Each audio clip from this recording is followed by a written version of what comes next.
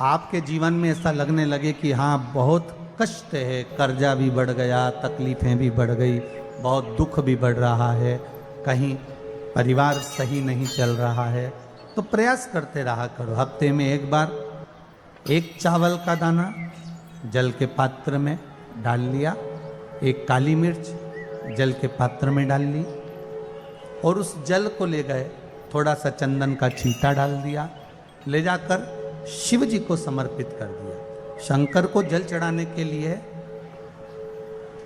5 स्थान हैं जहां शिव को जल चढ़ाया जाता है और शंकर उस जल को स्वीकार करते हैं, जिसको पंचगंगा कहा गया। 5 स्थान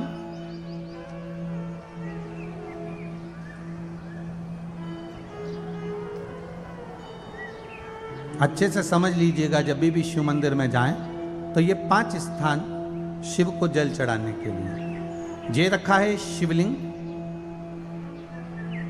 गोल जलाधारी, ये चरण जहां से पानी नीचे की ओर जाता है। शंकर भगवान के 13 बच्चे हैं, 13 की 13 बच्चे, शिव जी का संपूर्ण परिवार, 33 कोटि देवता, 64 योगनियां, सब शिवलिंग के आसपास में। आप शंकर जी के मंदिर में जाकर ये कभी ना विचार करना कि पार्वती जी को ढूंढना पड़ेगा या गणेश जी को ढूंढना पड़ेगा या कार्तिकेय जी को ढूंढना पड़ेगा या भैरव को ढूंढना पड़ेगा। हमें शंकर के मंदिर में जाकर किसी देवता को ढूंढने की जरूरत नहीं है। जहां शंकर भगवान का शिवलिंग रखा हुआ है वो माता जी का हस्तकमल है, माता पार्वती जी का स्थान है। जहां शिवलिंग रखा है वो शंकर भगवान है। जहां जलाधारी है उस जलाधारी के पास में जहां पानी बहता है बीच में अशोक सुंदरी का स्थान है। जहां से पानी बह रहा है उसका राइट भाग वहां गणेश जी का स्थान है, लेफ्ट भाग कार्तिकेय जी का स्थान है। शंकर भगवान के ऊपर जो जल गिर रहा है वो शंकर भगवान की 5 लड़कियां, जया, विषहरा, शामली बारी, दौतली, देव, ये शंकर जी की 5 बेटियां ऊपर हैं। जहां से पानी बहकर उस निकासी से, जहां नाली बनी रहती है, पानी जहां से निकलकर बाहर मंदिर के जा रहा है वो 33 कोटि देवताओं का स्थान है। इसलिए सारे मंदिरों की परिक्रमा हो सकती है पर शंकर जी के मंदिर की परिक्रमा नहीं करते, क्योंकि वो जल जो जा रहा है वो 33 कोटि देवताओं का स्थान है, उसको हम लांघ नहीं सकते। वो स्थान जल चढ़ाते समय आप इसका स्मरण रखें।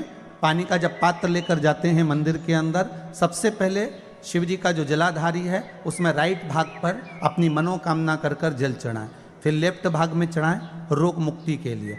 अशोक सुंदरी की जगह पर चढ़ाएं, ये तीसरा स्थान। चौथा स्थान माता पार्वती जी का जो कटी भाग है जहां पर शिवलिंग रखा हुआ है उस भाग पर जल चढ़ाएं, चौथा भाग। 5वां भाग शंकर जी के ऊपर चढ़ाएं। ये 5 जगह पर जल क्रम वाइज चढ़ाएं। आप लोग जाते हो डायरेक्ट जाकर शंकर जी पे जल उंडेल करा जाते हो, सीधे गए और शिव जी पे जाकर आपने जल चढ़ा दिया। हमारे यहाँ शास्त्र कहता है जैसे अपन देवताओं की पूजन करते हैं तो पंडित जी सबसे पहले पूजन किसकी कराते हैं? जम के बोलो जरा, गणेश जी की। गणेश जी के बाद पूजन कराते कराते कराते कराते कराते कराते आगे के सारे देवता कराते कराते कराते कराते फिर जन पर पहुंचते हैं। आप डायरेक्ट मूल पूजन कराते कराते कराते कराते कराते कराते आगे के सारे देवता कराते कराते कराते कराते फिर मूल पूजन पर पहुंचते हैं। आप डायरेक्ट मूल पूजन पे पहुंच जाते हो। और सरल भाषा में समझ लो, जितनी सरल भाषा में समझोगे ना उतना अपने जीवन में उतर जाएगा। इस छत के ऊपर आपको चढ़ना है, निशानी रखी है,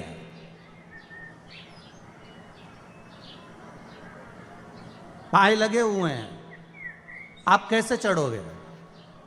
एक एक पाए पर पांव रखकर चढ़ोगे कि डायरेक्ट पहला पे रखोगे आखिरी पर?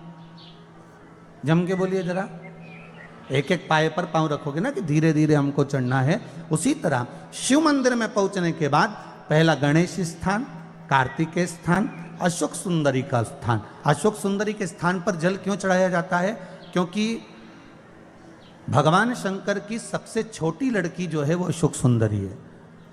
और ये जो छोटी लड़की है अशोक सुंदरी, ये नारी को अखंड सौभाग्यता का वर प्रदान करती है। कौन सी नारी को? किस नारी को अखंड सौभाग्यता देती है? तो महाराज शास्त्र कहता है जिस नारी के भाग्य में लिखा होता है कि उसको वैधव्य होना है, इसके पति को समाप्त होना है। अगर वो नारी अशोक सुंदरी वाली जगह पर जल चढ़ा देती है तो पति पर अगर काल भी मंडरा रहा होता है तो माँ अशोक सुंदरी महाकाल से कहकर काल को टाल देती है। वो अशोक सुंदरी का स्थान, वो माता अशोक सुंदरी का स्थान।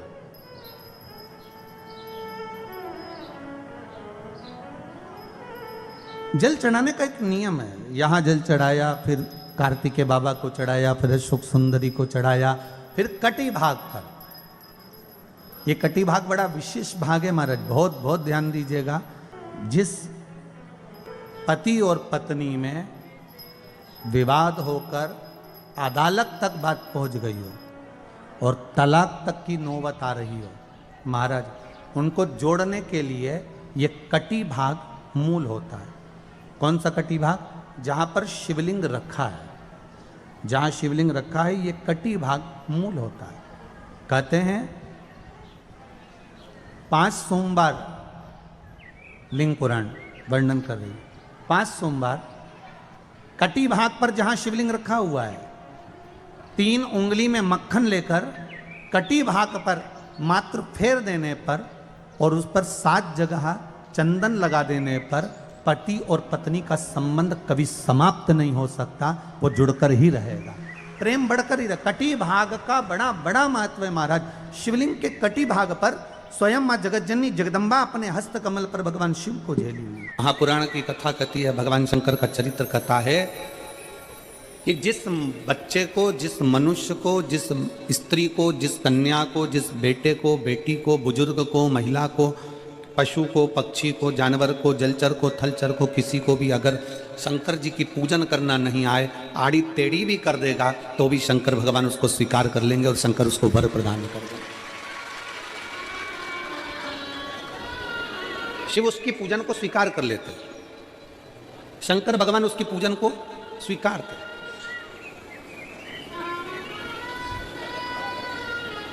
कोई दुनिया में आकर तुमसे कह देना कि मैं बहुत बड़ा, मैं इतना विद्वान हूं कि मैं भगवान की पूजन सबसे अच्छी करता हूं। अगर कोई तुमसे आकर कह दे कि मैं सबसे ज्यादा विद्वान हूं, शंकर जी का अभिषेक मैं बहुत अच्छे से करता हूं। कोई तुमसे आकर कह दे कि मेरी पूजन में कोई कमी नहीं रहती, मैं इतनी अच्छी पूजन करता हूं। कोई विद्वान से विद्वान व्यक्ति भी आकर तुमसे कह दे कि मैं शंकर जी का अभिषेक इतना विद्वत्ता में कराता हूं कि मैं शंकर जी की आराधना सबसे श्रेष्ठ कर सकता हूं, तो मान लेना कि शिव मिल नहीं सकते, शंकर नहीं मिल सकते। शिव जी की पूजन वही स्वीकार है जिस पूजन में थोड़ी सी कमी रह जाए। पूजा की थाली लगाकर पशुपति व्रत करने के लिए तुम मंदिर में गए, पूजा की थाली लगाकर तुम शंकर जी के मंदिर में पूजन करने के लिए गए, 16 सोमवार की पूजन कर रहे थे, संकट सोमवार की पूजन कर रहे थे, सोमवार का पूजन कर रहे थे, प्रदोष का पूजन कर रहे थे, सोमवार की अष्टमी का पूजन कर रहे थे, शिवरात्रि का पूजन कर रहे थे, सावन महीने का पूजन कर रहे थे। पूजन की थाली में सारा सामान जमा लिया तो भी मंदिर में जाकर कोई सामान याद आए तो समझ लेना कि तुम्हारी पूजन भगवान शंकर ने स्वीकार कर लिया। और मुझे विश्वास है मेरी जीजियों पर, मुझे विश्वास है मेरी बेटियों पर, मुझे विश्वास है मेरे बेटाओं पर और मेरे जीजाओं पर। मेरी जीजियों ने, मेरे जीजाओं ने, मेरी बेटियों ने कभी तो मंदिर में पूजन करी होगी। बोलो करी कि नहीं करी किसी मंदिर में जाकर पूजन? जम के बोलो जरा, करी है ना? और आपकी पूजन की थाली में, आपके पूजन की थाली में कुछ ना कुछ कमी तो रही होगी ना। कभी माचिस रह गई, कभी दिया रह गया, कभी अगरबत्ती रह गई, कभी कंकु लाए थे कंकु रह गया, कभी चंदन रह गया, कभी कोई जनेऊ रह गया, कभी सुपारी रह गई, कभी कोई प्रसाद रह गया। फिर याद आया मैं तो ये घर छोड़कर आ गई, मेरे घर पे रह गया, अब क्या करूं? शंकर जी की कथा कहती है कि शिव उपासना में अगर तुम्हारी थोड़ी सी कमी रह जाए, समझ लेना कि शंकर जी ने तुम्हारी उपासना को स्वीकार कर लिया। और यह केवल तुमसे ही मतलब नहीं है,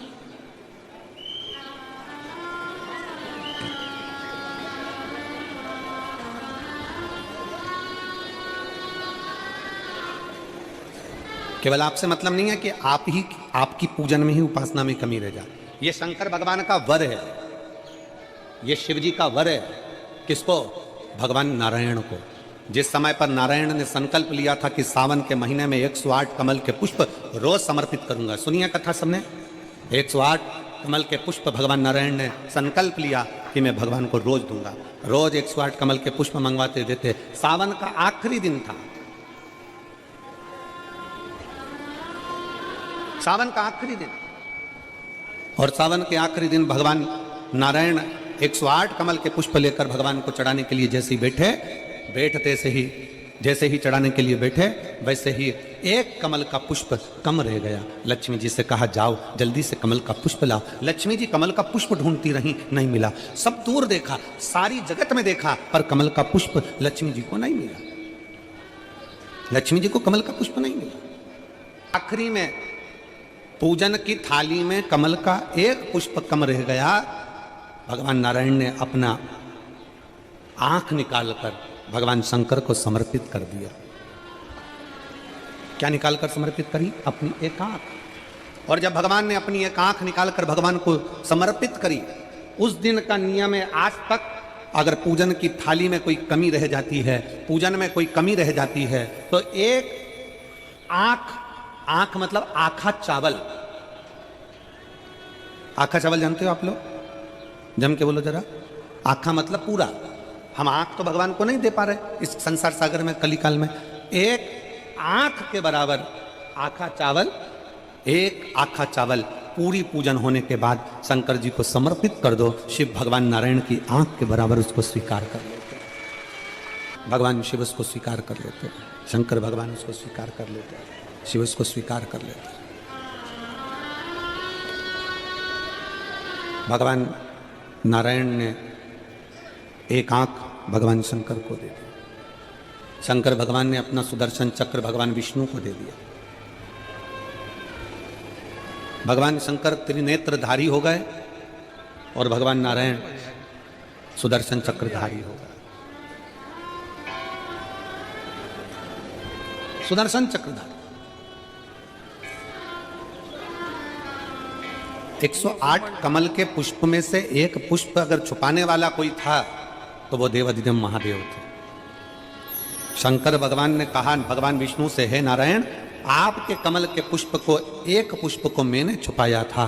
आज मैं वर देता हूं, जो शिव की आराधना करेगा, जो शंकर की आराधना में बैठेगा, उसकी पूजा की थाली में जान करके नहीं तो तुम घर पे कोई सामान जान करके छोड़ जाओ, जान करके नहीं, लेकर सब जाना। पूरी पूजन की थाली में अगर कोई कमी रह जाती है, शिव कहते हैं उसकी पूजन को मैं स्वीकार कर लेता हूं, उसकी पूजन को मैं स्वीकार। जान करके कोई कार्य नहीं करना है अपने को। नहीं तो तुमने सोचा कि पूजा की थाली में सब कुछ रख लूं, एक सामान घर पे छोड़ दूं। सियोर वाला महाराज जी बोला है, ऐसा काम नहीं करना। कई लोग जान कर जब घर से निकलते हैं तो कोई शुभ शकुन करना रहता है तो जान करके शुभ शकुन करते हैं। गाय को घेर के लेकर आएंगे, बछड़े को घेर कर लेके आएंगे कि आज ये जा रहे हैं तो इनके सामने से दूध पीती हुई बछड़ा और गाय निकलेगी तो शुभ शकुन होगा। अब वो तो अनायास कोई शुभ शकुन हो जाए, अचानक से कलश लेकर कोई स्त्री निकल जाए। जब हम नेपाल में कथा करने के लिए गए तो वहां पर कान वाले ने पत्र लिखा, और शायद नेपाल की कथा में वो पत्र आप लोगों ने सुना भी होगा। उस दुकान वाले ने अपने पत्र में लिखा कि गुरुजी, मेरी दुकान बिल्कुल नहीं चलती थी और मैं किसी देवता पर भरोसा नहीं करता, मैं कहीं नहीं जाता, पर 15 घर छोड़कर एक लड़का रोज प्रतिदिन 1 लोटा जल लेकर शंकर जी के मंदिर में जाता है और मेरा दुकान पे आने का समय वही टाइम होता है। वो लोटा लेकर निकलता है और मैं दुकान की ओर बढ़ता हूँ, दोनों का मिलना थोड़ा आगे होता है। गुरुजी, जब से वो 1 लोटा जल भरा हुआ कलश मेरे सामने से निकल कर जाता है, तब से मेरी दुकान चलना इतनी प्रारंभ हो गई कि मुझे पीछे पलट कर नहीं देखना। अब ना उस दुकानदार ने उस लोटे वाले को कहा कि तू जल लेकर जा, उस लोटे वाले ने भगवान शंकर की कथा को श्रवण करा और 1 लोटा जल लेकर शंकर के मंदिर में जाना प्रारंभ करा। संसार के ऐसे कई शिव भक्त हैं जो अपने घर से 1 लोटा जल लेकर शिव जी के मंदिर में जाते हैं। कोई सुबह सुबह निकल कर जा रहा होता है, भरा हुआ लोटा उसके सामने से निकलता है तो शुभ शकुन हो जाता है और जाते हुए का कार्य सफल हो जाता है। अपने आप मंगल शकुन हो रहा है, अपने आप मंगल शकुन हो रहे हैं।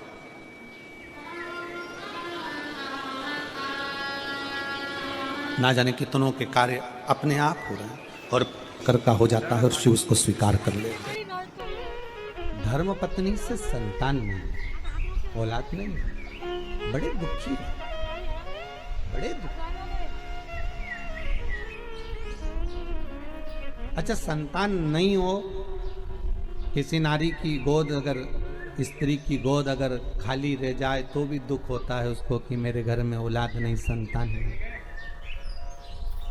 हम कई बार कहे, आज फिर कहते हैं, ये टेस्ट भी बाद में कराना, सारी जांचें बाद में कराना। एक